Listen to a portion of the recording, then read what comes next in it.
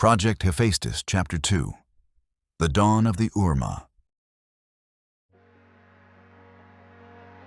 As Turok dissolved into that light seeping through the module's window, light that did not belong to any spectrum familiar to the human eye, he felt it in his very marrow, not as a mortal end, but as the unveiling of a curtain long awaited for thousands of years.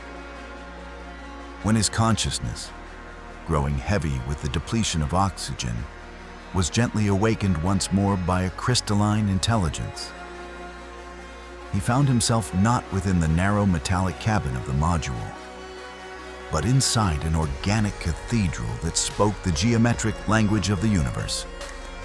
The massive structure before him, though at first glance resembling a spacecraft, upon closer observation revealed itself not as a rigid form, but as a living biospheric vessel, constantly vibrating, shifting in shape, and reflecting the universe's own intrinsic geometric language. Its surfaces did not reflect light. They refracted it, and with each refraction, a different layer of reality was unveiled. When Turok found himself being carried within a column of light, the metallic coldness of his module gave way to the fragrance of ancient forests and an amber-hued warmth. And he realized that the heavy, worldly burdens upon his soul were slowly evaporating.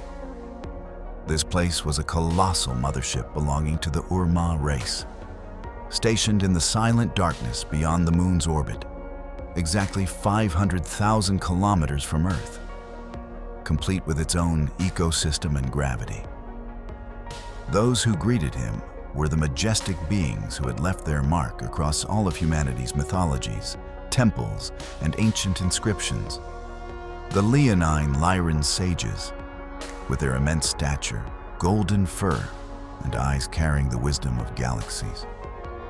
The first message that descended into Turok's mind, not as a voice, but as a direct frequency, was this: do not be afraid.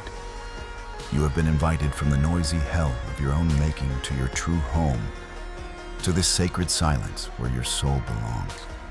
The Urmah welcomed Turok not merely as a guest, but as a long-lost soul companion who had finally found his family, guiding him toward the Universal Observation Hall at the center of the vessel.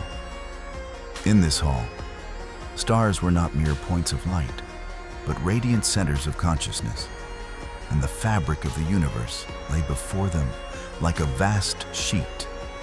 Rather than shrinking before the grandeur of these ancient beings, Turok, for the first time, grasped how the divine spark within him resonated in harmony with this immense cosmos.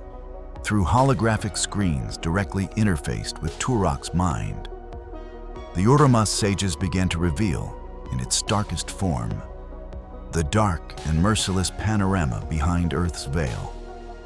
The late 2030s were not merely an era of agricultural crisis or energy scarcity for humanity, but the peak of the absolute occupation by the Draco and Archon parasitic mind structures that had used Earth as an energy farm for thousands of years.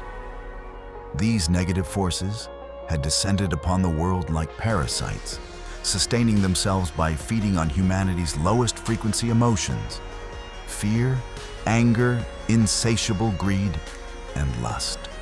The Urmah explained that, due to the most sacred law of the universe, the law of free will, they had refrained from intervening in this theater for centuries. However, the balance had now been so severely disrupted that it threatened cosmic destruction. For although humanity possessed the right to choose, those choices had come under the influence of invisible manipulative factors. The Schumann resonance, the silent cry of Earth, was no longer a signal of life, but had transformed into a piercing distress call, audible even from the farthest corners of the galaxy. The soil had been poisoned, the waters had lost their ancient memory, and most importantly, human consciousness had been driven into a deep vegetative state as a result of systematic manipulation by the Draco Archon race. From modern financial systems to border wars, from media disinformation to educational models that alienated humans from their own nature. Everything was, in essence, a construct of these parasites. Humanity stood on that razor-thin line between freedom and eternal captivity, trapped within a collective hypnosis so profound that it could no longer discern to which side it belonged. The Urmah and the Galactic Federation, recognizing that this trajectory now threatened not just a single planet, but the frequency balance of the entire solar system, had decided, for the first time in thousands of years, to intervene directly. Watching the images, Turok was horrified to see how the dark, viscous cloud of energy enveloping Earth fed upon human hatred, growing into a monstrous entity. As Turok came to understand the true identity of these beings and their role in the cosmos, the last remnants of fear in his heart gave way to deep reverence.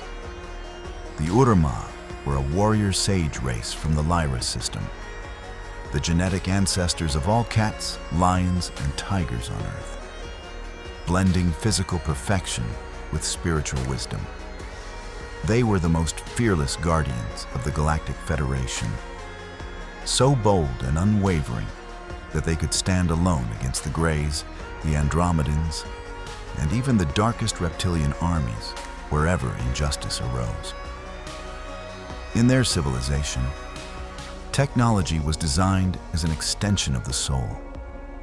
It was never allowed to overshadow natural life, but was instead used to elevate it.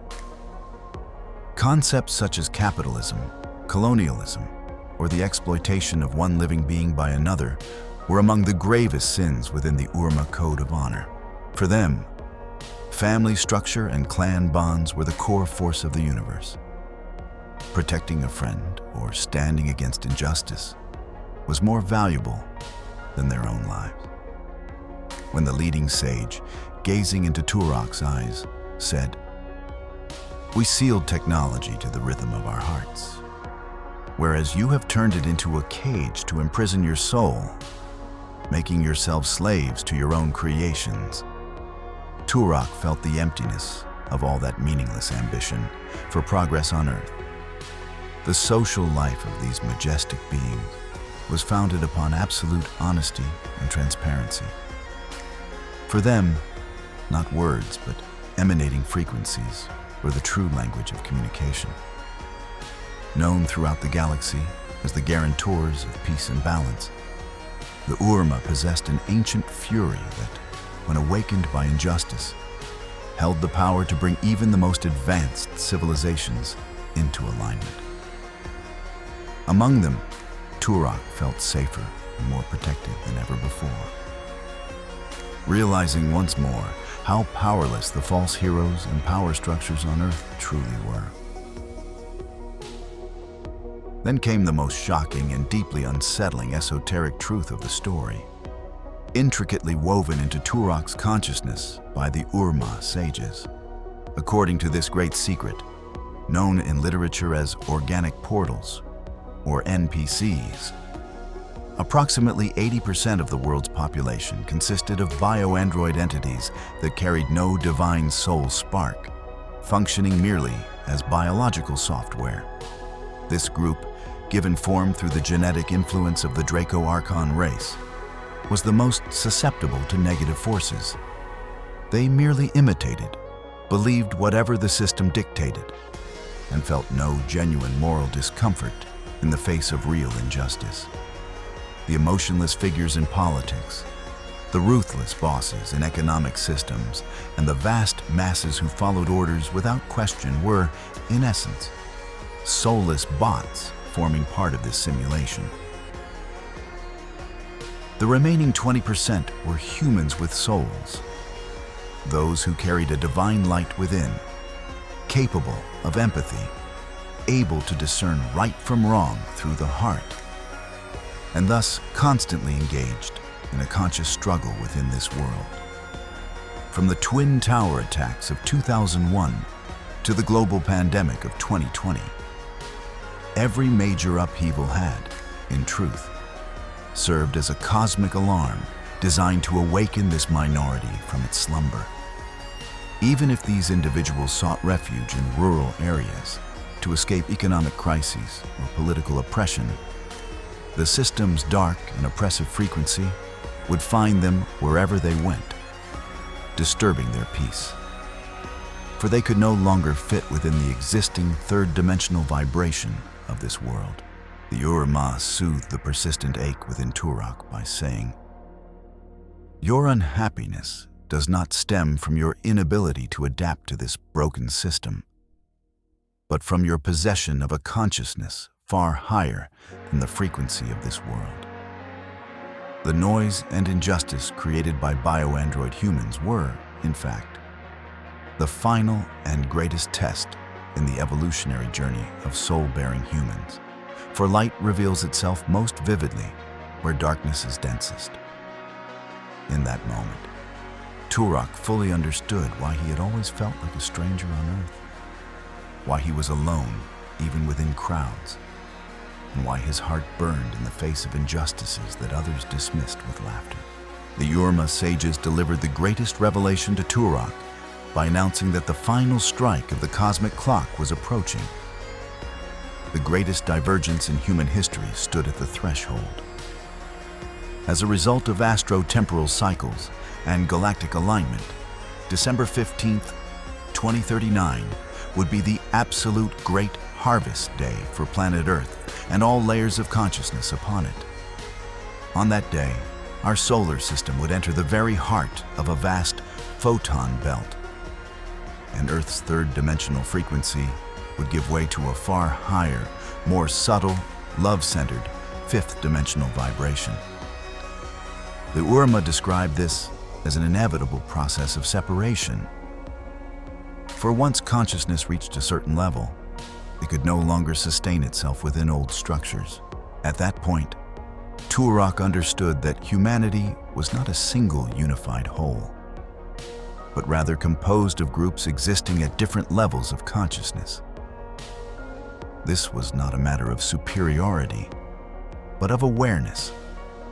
In this transition, that minority of humanity, carrying a divine soul and able to attune its consciousness to this higher frequency, would ascend with Earth into a new dimension, becoming the architects of the peaceful existence described as heaven.